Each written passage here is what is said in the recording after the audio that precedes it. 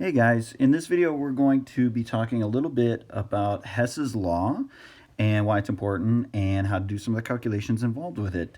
One of the things that I would suggest doing right now is pausing the video and pulling up the assignment that we have tied in with this because we're basically, as we go along here, we're going to be filling in a lot of that front page of the Hess's Law assignment.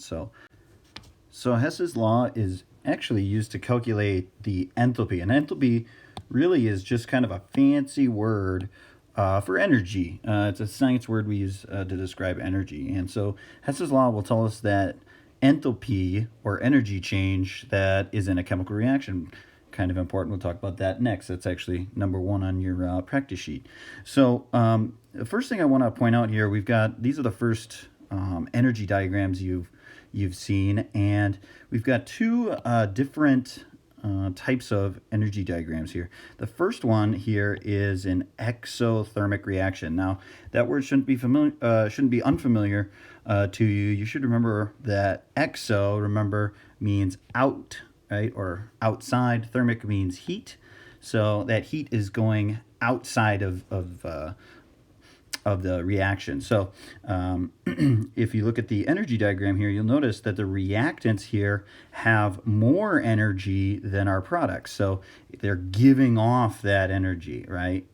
And then activation energy is just how much energy it takes to start it. So if we look at the other side of the equation here with an endothermic reaction, you'll notice that the reactants here are lower than the products. So it's going to take a bunch of energy, and energy actually gets absorbed in this type of reaction as opposed to energy being released. So we describe enthalpy with the letter H. So, and that's important for this lesson, is that when you see this, remember the triangle means change. So the change in enthalpy is going to be a negative value, and then our change in enthalpy for endothermic is going to be a positive value. Now, why do we even care about enthalpy in the first place? Why don't we just go in the back and grab some chemicals and start mixing them together? Well, hopefully you realize at this point in your chemistry education that's not a good idea, because we don't know what's going to happen. You know, you could be like this poor kid over here where his mom's really got him decked out to go to soccer practice or whatever he's doing. Or, we could have, giant explosions. So how much energy comes out of reactions, really important. So number 2 on that practice sheet says, well, here's the equation. What is that? What are all those symbols and letters? What does that actually mean? So if we break this down again, triangle means change. So we really have, if I write this out here, we really have a change in the enthalpy. H, remember, is that enthalpy. Sorry about my handwriting. Of the reaction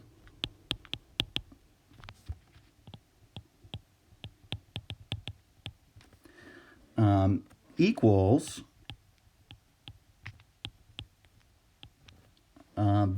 and this little sideways W from hopefully you learn about in math, means sum of. So equals the sum of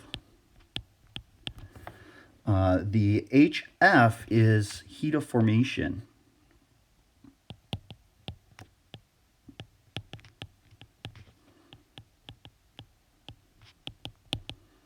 And you notice that little in parentheses there, of the products minus the heat of formation of the reactants.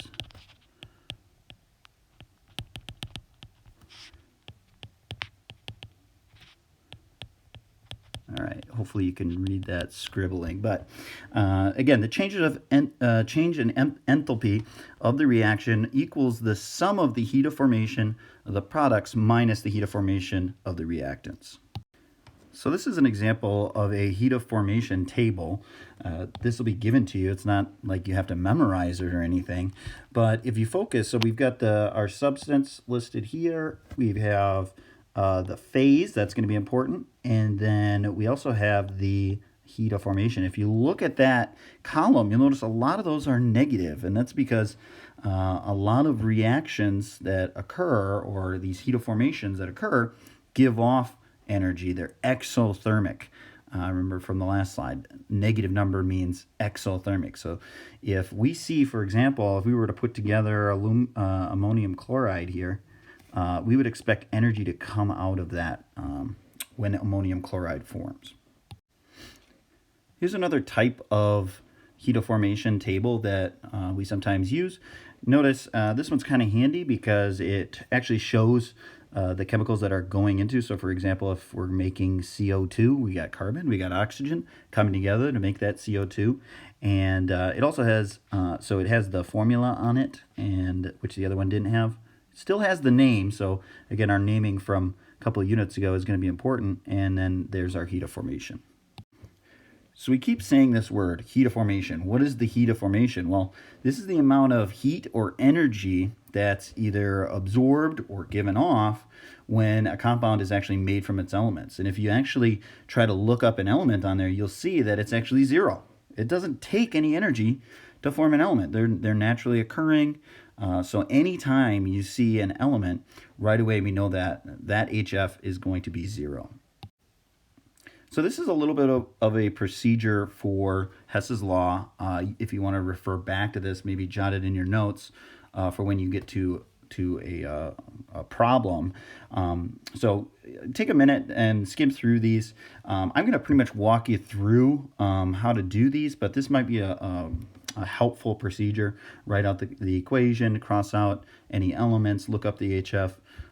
Multiply by the coefficients, add up all the products, add all the reactants, and then use the equation. So it's a lot of information, doesn't make sense yet, but let's try a problem. So I'm going to do number 6 on your practice sheet along with you. And if you have been kind of following along, you should have pretty much everything on that front sheet finished here.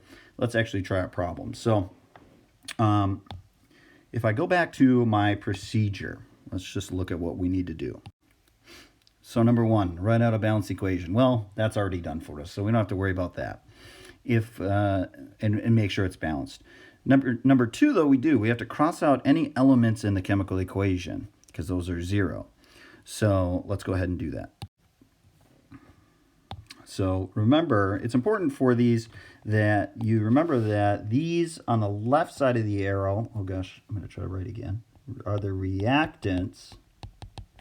And then these on the right-hand side are going to be our products. So I'm going to try to color code this so that we can kind of keep these straight. You can see where the numbers are going in the calculation. So based off of our first step there and what we already learned, we can say right away that our anything that's an element like sodium is going to be a heat of formation of 0.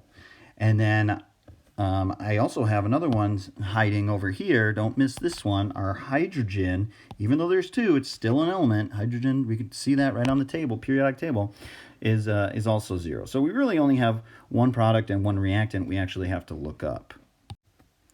So the first compound that I need to look up is water. Water. Oh boy, I don't see it. Uh-oh. What was that? What's the name of, oh, there it is. Water, remember, we can also call dihydrogen monoxide, right? Hydrogen oxide over here. So, and you notice there's 2 of them. Well, what's the difference between the 2? That's important. Do I use the top one? Do I use the bottom one? Well, our states are going to be important here. So gas, if I'm going to make water vapor, it's going to give off a different amount of energy than if I'm making liquid water. So again, just remember the states.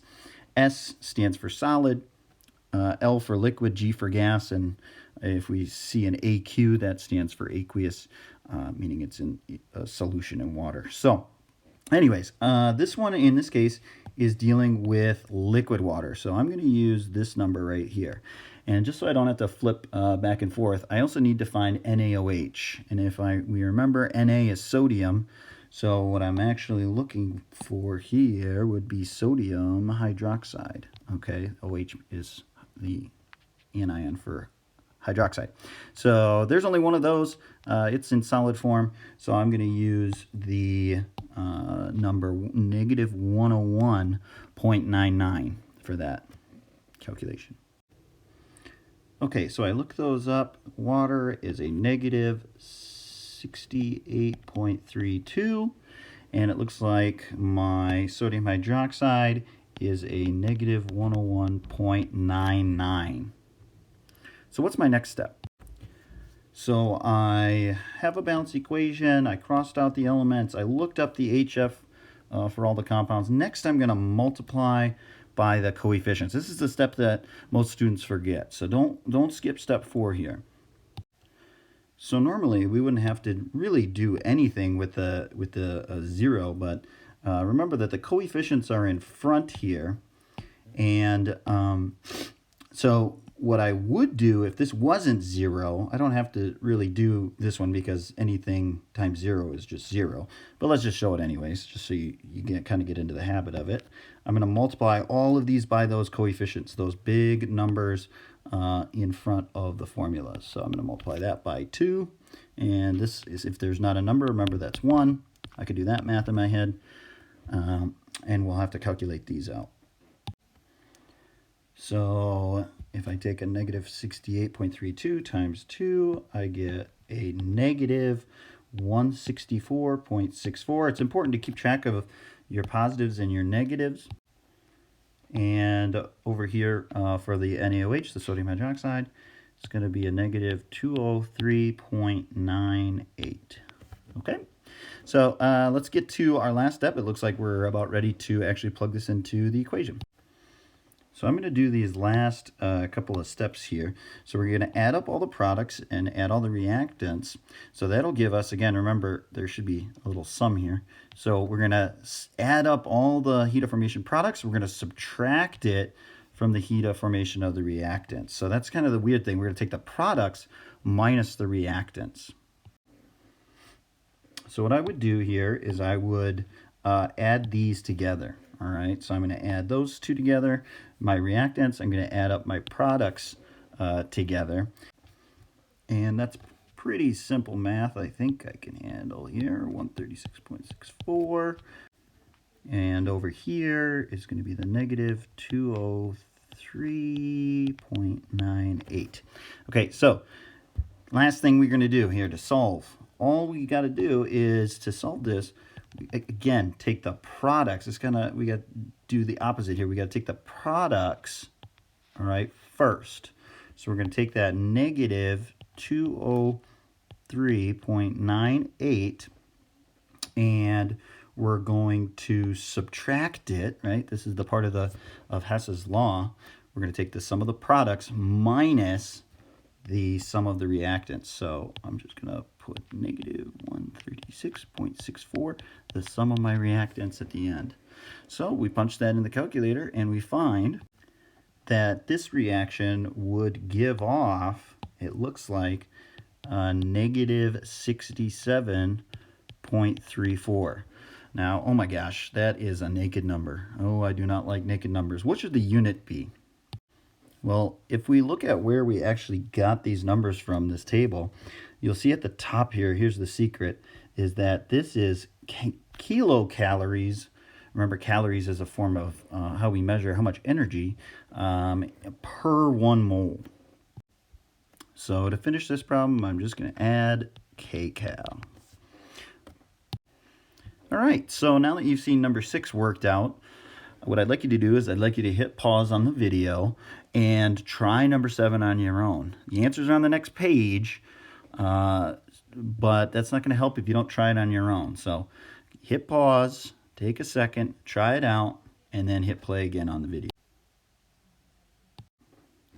All right, so hopefully you tried this out on your own. Here's the if you're just looking, hey, did I get the right answer? It should be negative 5.89 kilocalories.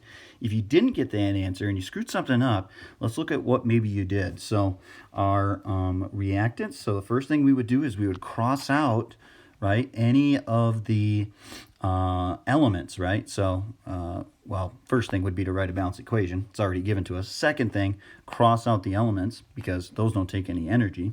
So you notice I have a 0 here.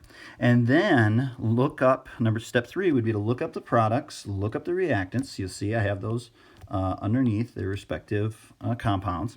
Then what we had to do, and I kind of wrote this out kind of in long form here, don't forget we got to multiply these by their coefficients. So in the equation here, basically I already took the products, right, and I already put them first. So that's what you're kind of seeing over here.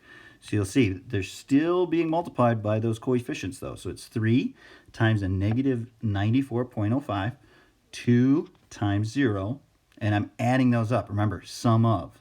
So we're going to add those up. We're going to subtract them from, here's our negative 197, nothing in front of that, so we're multiplying it by 1. We're going to add that to the reactant, which is our negative 26.42, and since there's a 3 in front of that, we've got to multiply it by 3. So when I, again, multiply those out, add those all up, I've got the sum of my products minus the sum of my reactants, and you'll notice when I do the math, I get, again, that negative 5.89 kilocalories. So if we compare that to number 6, you might say, okay, so what? Well, which reaction is safer? Which one is going to give off less energy? And if you think about that, hopefully you realize that this reaction, since it only gives off 5 kilocalories versus 67 in the previous problem, it's going to be a little bit safer for us to maybe do in lab. All right. So hopefully this video helps out. If you have any questions, make sure you ask your teacher, and thanks.